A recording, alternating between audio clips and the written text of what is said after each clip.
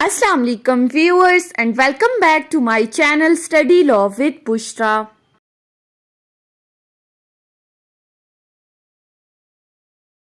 So we were discussing Civil Procedure Code 1908 and in this video we are going to discuss Order 9 of CPC. But before starting the discussion, I request you all to please subscribe to my channel and don't forget to press the bell icon for latest updates. Do share this video with your friends and don't forget to comment your feedback. So let's move towards the discussion. Order 9 of CPC deals with the topic of appearance of parties and consequences of their non appearance. अब अगर आप इस order का title देखें तो इसमें हमें क्या बताया गया है कि पार्टीज का कोर्ट में अपीयर होना, पार्टीज कौन, प्लेंटिफ और डिफेंडेंट, और अगर यही पार्टीज कोर्ट में अपीयर नहीं होती तो इसके कॉन्सिक्वेंसेस क्या होंगे, इन तमाम चीजों के साथ डील करता है ये ऑर्डर। ऑर्डर 9 रूल 1 से स्टार्ट करते हैं। रूल 1 डील करता है parties to appear on a day fixed in summon for defendant to appear in and answer. अब इस रूल 1 में डिफेंडेंट की अपीयरेंस की बात की है। On the day fixed in summon for the defendant to appear and answer the parties shall be in attendance at the court house in person और by their respective pleaders and the suit shall then be heard unless the hearing is adjourned to a future day fixed by the court. Simple सी बात की गई है इस rule 1 के अंदर कि प्लेंटिफ जब भी कोर्ट के अंदर सूट फाइल करेगा तो सबसे पहला काम उसने क्या करना है, समन भेजने हैं टू दी ऑपोजिट पार्टी। समन भेजने क्यों जरूरी है, ताकि ऑपोजिट पार्टी को यह पता चल सके कि उसके खिलाफ सूट फाइल हो चुका है। अब इस रूल 1 में कहा जा रहा है कि जब ये समन डिफेंडेंट को मौसूल हो जाएंगे तो डिफेंडेंट के लिए जरूरी है कि वो कोर्ट के अंदर या तो पर्सनली अपीयर हो या अपने रिस्पेक्टिव प्लीडर के थ्रू कोर्ट के अंदर अपीयर हो उस फिक्स डेट के ऊपर जो कि समन में लिखी गई है, और कोर्ट के अंदर आके वो अपने सूट को कंटेस्ट करे। फिर ये जो सूट कोर्ट में फाइल किया जाएगा इसको बाकायदा सुना जाएगा, और अगर तो कोर्ट चाहे तो इसको एडजर्न भी कर सकती है फॉर फ्यूचर डेट। पहली बात रूल 1 में। उसके बाद आ जाते हैं रूल 2 के ऊपर। रूल 2 बात करता है dismissal of the suit where summon not served in consequence of plaintiff's failure to pay cost।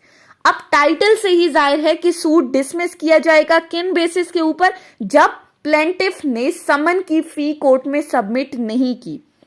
Where on the day fixed it is found that the summon has not been served upon the defendant in consequence of the failure of the plaintiff to pay the court fee or postal charges if any chargeable for such service, the court may make an order that the suit be dismissed। अब rule 2 में कहा गया है, ऊपर हमने क्या कहा, defendant को समन भेजने जरूरी है ताकि उसको पता चल सके कि उसके खिलाफ कोर्ट में सूट फाइल हो चुका है। अब ऑर्डर 7 रूल 9 हमें क्या कह रहा था, प्लेंट में हमने पढ़ा था कि प्लेंटिफ के लिए जरूरी है उसने अपने सूट के साथ समन की फी भी कोर्ट में सबमिट करनी है। इस रूल 2 में कहा गया है कि अगर तो प्लेंटिफ ये कॉस्ट, ये फी पे नहीं करता समन की, जिसकी वजह से डिफेंडेंट को समन सर्व नहीं होते, तो कोर्ट के पास क्या ऑप्शन है कि वो पहली बात प्लेंटिफ का सूट जो है वो डिसमिस कर देगी, डिसमिसल ऑफ द सूट का ऑर्डर दे देगी। इसी के साथ एक प्रोवाइजो अटैच की गई है that no such order shall be made although the summon has not been served upon the defendant if on the day fixed for him to appear and answer he attend in person or by agent when he is allowed to appear by the agent। अब proviso में ये कहा जा रहा है कि although defendant को समन मौसूल नहीं हुए प्लेंटिफ की गलती की वजह से कि उसने कोर्ट में समन की फी सबमिट नहीं की थी, जिसकी वजह से डिफेंडेंट तक समन नहीं पहुंच सके। अब अगर इसके बावजूद डिफेंडेंट कोर्ट में पर्सनली अपीयर हो जाता है या अपने प्लीडर के थ्रू अपीयर हो जाता है और वो सूट को बाकायदा कंटेस्ट करता है, तो ऐसी सूरत में ये डिसमिसल का ऑर्डर पास नहीं किया जाएगा, जो हमने ऊपर डिस्कस किया है कि dismissal of the suit on the basis of the plaintiff's failure to pay the cost. जहां पर डिफेंडेंट कोर्ट के अंदर अपीयर हो गया, उसको किसी तरह से पता चल गया कि मेरे खिलाफ सूट फाइल हो चुका है, तो फिर प्लेंटिफ के इस सूट को डिसमिस नहीं किया जाएगा। सो जनरल रूल के साथ एक प्रोवाइजो अटैच की गई है। उसके बाद आ जाते हैं रूल 3 के ऊपर। रूल 3 बात करता है where neither parties appears suit to be dismiss. अब यहां पर भी आप टाइटल से समझ गए होंगे कि जब कोई भी पार्टी कोर्ट में नहीं आएगी तो सूट को डिसमिस कर दिया जाएगा। Where neither party appears when the suit is called on for hearing the court may make an order that the suit be dismiss. Plaintiff ने सूट फाइल किया, डिफेंडेंट को समन भेजा, फिक्स डेट के ऊपर ना प्लेंटिफ कोर्ट के अंदर appear हुआ है ना डिफेंडेंट कोर्ट के अंदर अपीयर हुआ है। जब दोनों पार्टीज में से कोई भी पार्टी कोर्ट के अंदर अपीयर नहीं होती तो कोर्ट के पास ये ऑप्शन है कि कोर्ट उसी वक्त सूट को डिसमिस करने का ऑर्डर दे सकती है। रूल 3 सिंपल सा था, dismissal of the suit on the basis of non appearance of the both the parties to the suit. उसके बाद आ जाते हैं रूल 4 के ऊपर। रूल 4 बात करता है plaintiff may bring fresh suit और the court may restore the suit to file. पहली बात, या तो वो फ्रेश सूट फाइल कर सकता है या कोर्ट उसके सूट को रिस्टोर कर सकती है। किन सिचुएशंस में? Where a suit is dismissed under rule 2 और रूल 3। जहां पर सूट डिसमिस हो चुका है अंडर रूल 2 या रूल 3। रूल 2 में हमने क्या कहा था? Plaintiff's failure to pay the cost of the summon suit will be dismissed. Rule 3 में हमने कहा when neither party appear suit will be dismiss. अगर इन दोनों सिचुएशंस के अकॉर्डिंग प्लेंटिफ का सूट डिसमिस कर दिया है तो प्लेंटिफ के पास रूल 4 के अंदर क्या राइट है? He may subject to the law of limitation bring a fresh suit. Plaintiff के पास ये राइट है कि वो लॉ ऑफ लिमिटेशन के अकॉर्डिंग कोर्ट के अंदर इसी कॉज ऑफ एक्शन से रिलेटेड एक फ्रेश सूट फाइल कर सकता है। अगर तो लिमिटेशन पीरियड है उस सूट से रिलेटेड तो फिर तो वो फ्रेश सूट फाइल कर सकता है। अगर लिमिटेशन पीरियड नहीं है तो फिर क्या होगा? He may apply for an order to set the dismissal aside. तो फिर वो कोर्ट के अंदर एक एप्लीकेशन फाइल कर सकता है कि कोर्ट ने ये जो सूट को डिसमिस करने का ऑर्डर पास किया है इसको सेट असाइड किया जाए और प्लेंटिफ के सूट को रिस्टोर किया जाए। And if he satisfies the court that there was a sufficient cause for his not paying the court fee and postal charges required within the time fixed before the issue of the summon or for his non appearance as the case may be the court shall make an order setting aside the dismissal and shall appoint a day for proceeding with the suit. Court के अंदर उसने application file की dismissal को set aside करने के लिए और साथ ही साथ अगर वो कोर्ट को सेटिस्फाई कर देता है, सफिशिएंट रीजन प्रोवाइड करता है कि किस वजह से उसने कोर्ट फी पे नहीं की, समन की फी पे नहीं की या किस वजह से वो कोर्ट के अंदर अपीयर नहीं हो सका, अगर तो ये सफिशिएंट रीजंस वो कोर्ट को प्रोवाइड कर देता है और कोर्ट सेटिस्फाई हो जाती है तो फिर कोर्ट ऑर्डर करेगी कि इसके इस डिसमिसल ऑफ द सूट को सेट असाइड किया जाए, इसके सूट को रिस्टोर किया जाए और फिर साथ ही साथ एक डे फिक्स कर देगी for hearing of that suit और फिर उस डेट पर दोनों पार्टीज को कोर्ट के अंदर अपीयर होना पड़ेगा। सो सिंपली रूल 4 में क्या कहा? अगर तो लिमिटेशन पीरियड अवेलेबल है तो प्लेंटिफ फ्रेश सूट फाइल कर सकता है, लिमिटेशन पीरियड अवेलेबल नहीं है तो वो सेट असाइड के लिए एप्लीकेशन फाइल कर सकता है। उसके बाद आ जाते हैं रूल 5 के ऊपर। रूल 5 बात करता है dismissal of the suit where the plaintiff after the summon returns unserved fails for 3 months to apply for fresh summon। Rule 5 में भी डिसमिसल ऑफ द सूट की बात की है। कब? जब समन जो है वो अनसर्व वापस आ जाए और प्लेंटिफ ने 3 महीने के अंदर अंदर फ्रेश समन के लिए एप्लीकेशन नहीं दी।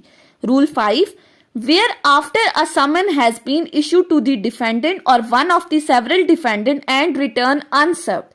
जहां पर प्लेंटिफ ने सूट फाइल किया, उसने अगर एक डिफेंडेंट था तो उसको समन भेजे, एक से ज्यादा डिफेंडेंट थे उनको समन भेजे और वो समन अनसर्व्ड वापस आ गई, यानी कि डिफेंडेंट का जो एड्रेस था वो एग्जैक्ट नहीं था जिसके ऊपर वो समन भेजे गए थे, वो डिफेंडेंट का करेक्ट एड्रेस नहीं था जिनकी वजह से वो अनसर्व्ड समन वापस आ चुके हैं। And the plaintiff fails for a period of 3 months from the date of return made to the court by officer certifying to the court return made by the serving officer to apply for the issue of the fresh summon the court shall make an order that the suit be dismissed against such defendant.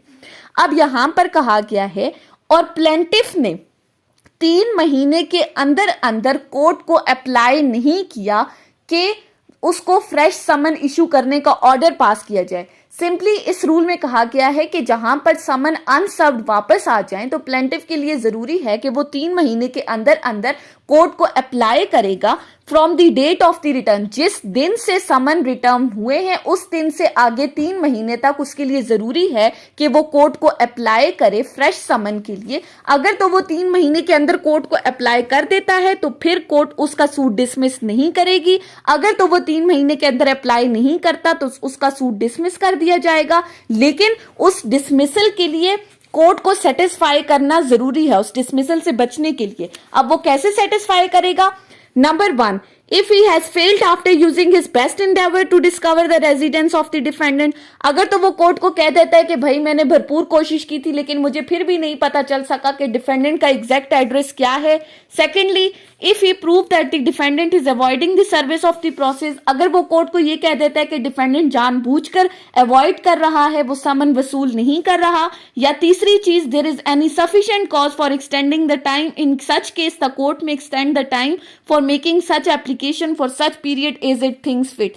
या अगर वो court को sufficient reasons provide कर देता है और साथ ही वो कोर्ट से extension of the time demand करता है तो कोर्ट इस टाइम पीरियड को एक्सटेंड भी कर सकती है जिसके अंदर फ्रेश समन के लिए वो कोर्ट को अप्लाई करना है। Sub rule 2, in such case the plaintiff may subject to the law of limitation bring a fresh suit. अब इस सिचुएशन में अगर उसका सूट डिसमिस हो गया है तो लॉ ऑफ लिमिटेशन के अकॉर्डिंग वो फ्रेश सूट भी कोर्ट में सबमिट कर सकता है। सो रूल 5 सिंपल सा था। उसके बाद आ जाते हैं रूल 6 के ऊपर। रूल 6 क्या कहता है? Procedure when only plaintiff appears. अब जब सिर्फ और सिर्फ प्लेंटिफ कोर्ट के अंदर अपीयर हो रहा है तो फिर क्या प्रोसीजर होगा? सो सब rule 1, where the plaintiff appears and the defendant does not appear when the suit is called on for hearing। जब सिर्फ और सिर्फ कोर्ट के अंदर प्लेंटिफ हाजिर हुआ है और डिफेंडेंट कोर्ट में हाजिर नहीं हुआ, जब एक फिक्स डेट के ऊपर दोनों को बुलाया गया था, तो तब क्या होगा? अब यहां पर आगे कुछ सिचुएशंस बताई गई हैं। सबसे पहली बात, when summon duly served। अब यहां पर वर्ड है ड्यूली सर्व। ड्यूली सर्व से क्या मुराद है कि बिल्कुल उसी तरीकाकार के मुताबिक जो ऑर्डर 5 में हम समन्स के बारे में पढ़ चुके हैं कि समन किस तरह से भेजना है। If it is proved that the summon was duly served, the court may proceed ex parte and pass the decree without recording the evidence। अगर तो ये चीज प्रूव हो जाती है कि समन ड्यूली सर्व हो चुका है डिफेंडेंट को और इसके बावजूद वो कोर्ट में अपीयर नहीं हुआ, तो कोर्ट क्या कर सकती है? वो एक्स पार्टी डिक्री पास कर सकती है without even recording the evidence in favour of the plaintiff and against the defendant. Secondly, when summon not duly serve. अब दूसरी बात, जहां पर समन ड्यूली सर्व हुए ही नहीं है तो फिर क्या होगा?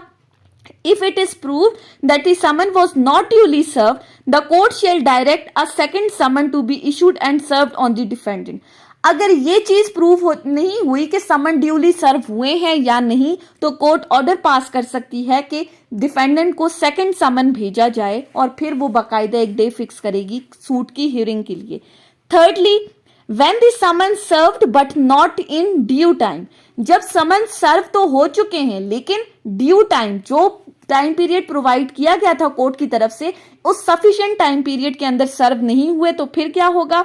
If it is proved that the summon was served to the defendant but not in sufficient time to enable him to appear and answer on the day fixed in the summon, the court shall postpone the hearing of the suit to a future day by the court and shall direct the notice of such day to be given to the defendant। अगर तो समन defendant तक पहुंच चुके हैं लेकिन वो इतने sufficient time में नहीं पहुंचे जिसकी वजह से कि वो कोर्ट के अंदर अपीयर होता या अपने क्लेम को आंसर करता, मतलब कि समन तो उस तक पहुंचा है लेकिन उसको इतना टाइम प्रोवाइड नहीं किया गया कि वो कोर्ट के अंदर अपीयर हो सके। लेट सपोज कि कल की डेट फिक्स थी कोर्ट की हियरिंग के लिए और आज उसको समन वसूल हुआ है। अब वो कल तो इतनी जल्दी ना वो अपना प्लीडर इंगेज कर सकता है ना वो कोर्ट के अंदर अपीयर हो सकता है, तो ऐसी सूरत में कोर्ट उस हियरिंग को पोस्टपोन करके एक नई डेट फिक्स कर देगी और उसका नोटिस फिर डिफेंडेंट को दिया जाएगा। Subsection 2, where it is owing to the plaintiff's default that the summon was not duly served or was not served in sufficient time, the court shall order the plaintiff to pay the cost occasioned by the postponement। जब ये चीज proof हो गई कि plaintiff के default की वजह से समन ड्यूली सर्व नहीं हुए या वो फिक्स टाइम पीरियड के अंदर सर्व नहीं हुए, तो कोर्ट चाहे तो वो प्लेंटिफ के ऊपर कोई कॉस्ट भी डाल सकती है इससे रिलेटेड। ये कोर्ट पे डिपेंड करता है। उसके बाद आ जाते हैं रूल 7 के ऊपर। रूल 7 कहता है procedure where the defendant appears on the day of the adjourned hearing and assign a good cause for the previous non-appearance. अब यहां पर अगर तो defendant x party decree pass होने के बाद आ रहा है तो फिर क्या होगा? Where the court has adjourned the hearing of the suit ex parte and the defendant at or before such hearing appears and assign good cause for his previous non-appearance, he may upon such term as the court directs to the cost or otherwise be heard in answer to the suit as if he had appeared on the day fixed for his appearance. Rule 7 में कहा गया है कि defendant court में appear नहीं हुआ था, court ने एक्स पार्टी डिक्री पास कर दी, एक्स पार्टी प्रोसीडिंग्स का ऑर्डर पास कर दिया। अगर इस यकतरफा कार्रवाई से पहले या इस यकतरफा कार्रवाई के दौरान डिफेंडेंट कोर्ट के अंदर अपीयर हो जाता है और वो कोर्ट को कोई सफिशिएंट रीजंस बता देता है कि किस वजह से वो कोर्ट के अंदर अपीयर नहीं हो सका, और अगर कोर्ट इस सफिशिएंट रीजंस के ऊपर सेटिस्फाई हो जाती है तो फिर वो ऑर्डर पास कर सकती है उसके ऊपर किसी तरह की कॉस्ट लगा के या किसी भी तरह कोई और तरीके से वो ऑर्डर पास कर सकती है कि एक नई डेट फिक्स करेगी, उस दिन डिफेंडेंट को बुलाएगी और वो बिल्कुल ऐसा समझा जाएगा जैसे कि डिफेंडेंट अपनी पहली हियरिंग के ऊपर आके अपने सूट को डिफेंड कर रहा है। यानी कि ये कोर्ट की मर्जी है, कॉस्ट भी लगा सकती है उस पर या वैसे भी एक नई डेट फिक्स करके डिफेंडेंट को अपना सूट कंटेस्ट करने के लिए बुला सकती है।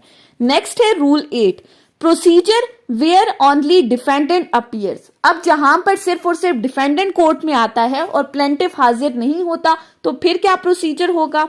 Where the defendant appears and the plaintiff does not appear when the suit is called on for hearing. Suit की डेट फिक्स हुई प्लेंटिफ डिफेंडेंट की हाजिरी के लिए, प्लेंटिफ कोर्ट में नहीं आया, डिफेंडेंट हाजिर हो चुका है। The court shall make an order that the suit be dismiss. तो सबसे पहली बात कोर्ट ऑर्डर पास करेगी कि प्लेंटिफ के इस सूट को डिसमिस कर दिया जाए। ऑब्वियसली दावा उसने फाइल किया है, अब वो कंटेस्ट ही नहीं करा तो कोर्ट ने तो सूट डिसमिस ही करना है। Unless the defendant admits the claim or part thereof, in which case the court shall pass a decree against the defendant upon such admission, and where the part only of the claim has been admitted shall dismiss the suit so far as it relates to the remainder. अगर तो defendant court के अंदर appear हुआ है और उसने आते साथ प्लेंटिफ के क्लेम को एडमिट कर लिया है, तो जहां पर उसने एडमिट कर लिया है प्लेंटिफ के क्लेम को तो कोर्ट फिर क्या करेगी, उसके अगेंस्ट और प्लेंटिफ के फेवर में एक्स पार्टी डिक्री पास कर देगी। लेकिन अगर तो उसने प्लेंटिफ के क्लेम को पार्टली जो है वो एडमिट किया है तो वहां पर प्लेंटिफ का सूट डिसमिस कर दिया जाएगा। ये टोटली कोर्ट पे डिपेंड करता है। अब ऐसा तो होता नहीं है कि प्लेंटिफ सूट फाइल करके गायब हो जाए और कोर्ट में अपीयर ना हो, लेकिन यहां पर रूल ऐड कर दिया गया है कि अगर प्लेंटिफ ना आए तो फिर क्या कार्रवाई होगी। अब इसी के साथ नेक्स्ट है रूल 9। रूल 9 बात करता है decree against the plaintiff by default bars the fresh suit. अब इस रूल 9 में प्रोसीजर बताया गया है कि जब प्लेंटिफ के अगेंस्ट रूल 8 के अंदर डिक्री पास हो गई तो फिर क्या होगा। So basically rule 9 is related to rule 8 where a suit is wholly or partly dismissed under rule 8। अब जो रूल 8 में हमने कहा कि जहां पर प्लेंटिफ का सूट डिसमिस कर दिया जाता है तो फिर प्लेंटिफ के पास क्या राइट है, the plaintiff shall be precluded from bringing a fresh suit in respect of the same cause of action. तो फिर ये रूल 9 प्लेंटिफ के ऊपर बार लगा रहा है कि जहां पर उसकी नॉन अपीयरेंस की वजह से उसका सूट डिसमिस कर दिया है, अब वो इस सेम कॉज ऑफ एक्शन से रिलेटेड फ्रेश सूट फाइल नहीं कर सकता। But he may apply for an order to set the dismissal aside, and if he satisfy the court that there was a sufficient cause for his non-appearance when the suit was called on for hearing, the court shall make an order setting aside the dismissal upon such term as to the cost or otherwise as it thinks fit, and shall appoint a day for proceeding with the suit. पहली बात, suit dismiss हो गया, अब उसके ऊपर बार लग गया, वो फ्रेश सूट फाइल नहीं कर सकता। लेकिन अगर फ्रेश सूट फाइल नहीं कर सकता तो वो क्या कर सकता है, वो कोर्ट को एप्लीकेशन देगा और कोर्ट को सेटिस्फाई करेगा कि वो किस वजह से कोर्ट में हाजिर नहीं हो सका था और अपना सूट कंटेस्ट नहीं कर सका था। अगर तो उस सफिशिएंट कॉज के ऊपर कोर्ट सेटिस्फाई हो जाती है तो फिर वो ऑर्डर पास करेगी कि इस डिसमिसल ऑफ द सूट को सेट असाइड कर दिया जाए। अब वो चाहे प्लेंटिफ पर कॉस्ट लगाकर करती है या अदरवाइज, और फिर वो एक नई डेट फिक्स करेगी जिसके ऊपर इसकी प्रोसीडिंग्स को वहीं से चलाया जाएगा। इसके साथ subsection 2, no order shall be made under this rule unless notice of application has been served on the opposite party.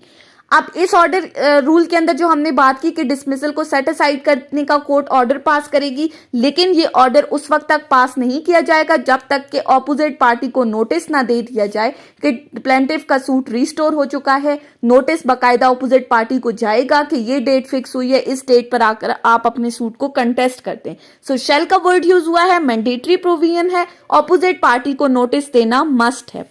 उसके बाद आ जाते हैं हम रूल 10 के ऊपर। रूल 10 बात करता है procedure in case of non attendance of the one or more of the several प्लेंटिव्स। अब रूल 10 में बात हुई है कि जहां पर एक से ज्यादा प्लेंटिव्स हैं और वो कोर्ट के अंदर अपीयर नहीं हो रहे तो फिर क्या प्रोसीजर होगा। Where there are more plaintiffs than one and one or more of them appear and the other do not appear, the court may at the instant of the plaintiff or plaintiffs appearing permit the suit to proceed in the same way as if all the plaintiffs had appear or make such order as it thinks fit।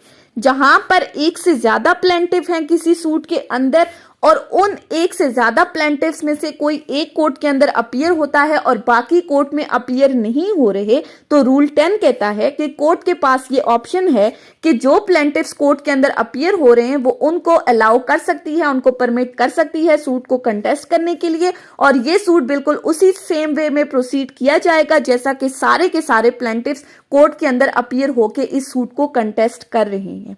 इसी के साथ rule 11 है जो कि बात करता है procedure in case of non attendance of one or more several defendants.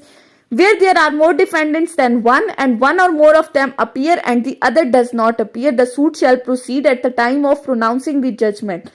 अब यहां पर कहा है जहां पर एक से ज्यादा डिफेंडेंट्स है, एक कोर्ट में आता है, बाकी सारे कोर्ट में अपीयर नहीं होते, तो कोर्ट के पास ये पावर है कि वो at the time of pronouncement of the judgment उन डिफेंडेंट से रिलेटेड जो कोर्ट में अपीयर नहीं हुए, जो भी ऑर्डर उसको मुनासिब लगता है वो ऑर्डर वो उन डिफेंडेंट से रिलेटेड पास कर सकती है। नेक्स्ट है हमारे पास रूल 12, आज की इस वीडियो का लास्ट रूल है। रूल 12 डील करता है consequence of non-attendance without sufficient cause shown of the party order to appear in person। अगर तो किसी पार्टी को पर्सनली कोर्ट ने बुलाया है और वो कोर्ट में अपीयर नहीं होती तो उसका क्या कॉन्सिक्वेंस होगा। Where a plaintiff or defendant who has been ordered by the court to appear in person does not appear in person or shows sufficient cause to the satisfaction of the court for failing so to appear, he shall be subject to all the provisions of the foregoing rule applicable to plaintiff and defendant respectively who do not appear। जहां पर plaintiff या defendant दोनों में से court ने personally किसी को हाजिर होने का कहा है और वो दोनों में से पार्टीज में से कोई भी कोर्ट के अंदर पर्सनली अपीयर नहीं हो रहा और ना ही वो कोर्ट को कोई सफिशिएंट रीजंस प्रोवाइड कर रहे हैं कि वो किस वजह से पर्सनली कोर्ट में हाजिर नहीं हो सके, तो रूल 12 में कहा गया है कि इससे पहले जो हम non appearance of the party से रिलेटेड प्रोविजंस डिस्कस कर चुके हैं, चाहे वो प्लेंटिफ की नॉन अपीयरेंस है या डिफेंडेंट की नॉन अपीयरेंस है, तो इस सिचुएशन में भी वही तमाम प्रोविजंस एप्लीकेबल होंगी जो हम इससे पहले डिस्कस कर चुके हैं। सो ये थी हमारी आज की डिस्कशन ऑर्डर 9 रूल 1 से लेकर रूल 12 के ऊपर। आई होप कि आपको ये लेक्चर समझ में आया होगा अगर आपने इस वीडियो को अटेंटिवली सुना है तो। अगर आपको ये वीडियो अच्छी लगी है तो इस वीडियो को लाइक करें, कमेंट करें और चैनल को जरूर सब्सक्राइब करें। Thank you so much for watching this video. Till then, अल्लाह हाफिज।